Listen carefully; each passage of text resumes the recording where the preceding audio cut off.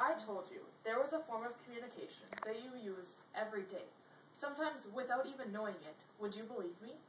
I hope you would, because that form of communication is called nonverbal communication, or body language.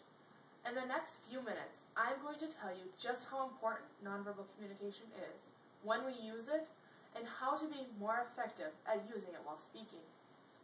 Nonverbal communication is very important to our everyday life. It doesn't matter if you are just talking to friends or giving a speech to a group of people. Any audience you are speaking to will get bored if while you are speaking all you do is stand straight, no movement at all, and talk in a monotonous voice. According to the Challenge of Effective Speaking, 15th edition, there are 7 characteristics that affect your delivery: facial expressions, gestures, eye contact, movement, posture, poise, and appearance. Each of these characteristics, or lack of, can make or break your speech. When you are speaking, you don't want your audience to be bored or sleeping.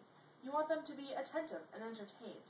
Using good nonverbal communication can help that. Having eye contact with the audience helps them to pay attention to the speech, because they feel as if you are taking them into consideration. It will also help them to believe in what you are saying, because you are confident enough to make eye contact with them while talking about your subject. I know, I always feel like the speaker is more credible if they make eye contact with me. Movement is another communication element that is very important, and it's one that you can control. When giving a speech, you don't want to be moving too much or too little. You want to be moving just right.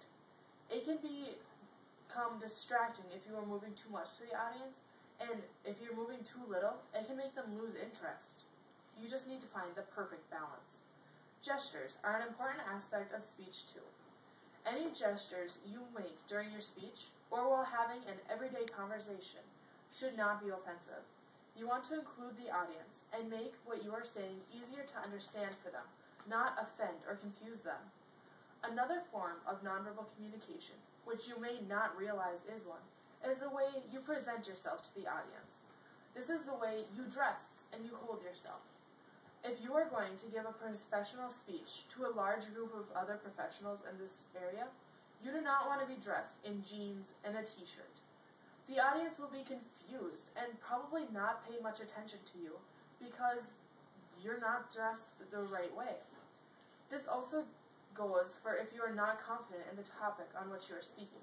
The audience might doubt you and therefore not pay much attention to you. So you can see that nonverbal communication is a very important aspect to both everyday conversations and professional speeches. In the past few minutes, I have told you what nonverbal communication is, but how often do you use it? I know that I use it all the time. One way I know this is because I am one of those people who talks with my hands, a lot. But I know that I am not the only person out there that speaks with their hands. Therefore, there are a lot more people than you may think that use nonverbal communication every day. And another thing, nonverbal communication is not just talking with your hands, but the way you stand, what facial expressions you use, and what facial expressions you use. This type of communication is used all the time when you are talking to friends, coworkers, teachers, parents, or even a large audience of people you might not know. It could just be the head nod or the shake when someone asks you a question, or a shrug of the shoulders when you don't know what the teacher is asking you. The way you dress every day for school, or the expression on your face when someone is talking to you. There are so many different ways to use this type of communication that I wouldn't be able to count all the times I use it in one day. Because we use nonverbal communication so much in our day-to-day life, it is important that we use it as effectively as possible. You don't just want to use it carelessly. You want whatever you just show on your face, with your hands or clothes, or even the way you are standing, to not offend people. And in this day and age, that can be a hard thing to do. So if you are giving a public speech to a large group of people with many different backgrounds, you may want to take into consideration the gestures and movements that you are going to use to get your point across effectively and with minimal offense. You may have to plan out every movement, or at least make a mental note of what you're going to do and when, so that the speech goes smoothly. You do this in everyday conversations too, though you may not realize it. You mentally screen your actions when you are talking to someone. You might think about when you were talking to this person before they became offended by this gesture. So when you talk to them in the future, you're not going to use it. It may be hard to even begin thinking about having to think about one more thing when you're talking to someone, but it is worthwhile. It's like that saying, think before you speak.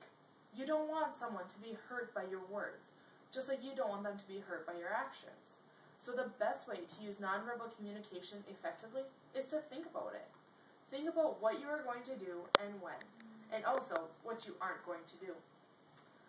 I have talked about the importance of nonverbal communication, how much we use it, and also how to use it more effectively. There are all types of things to take into consideration, whether you are just talking to a group of friends or a large audience. As I have said before, the correct use of nonverbal communication can either make or break your speech.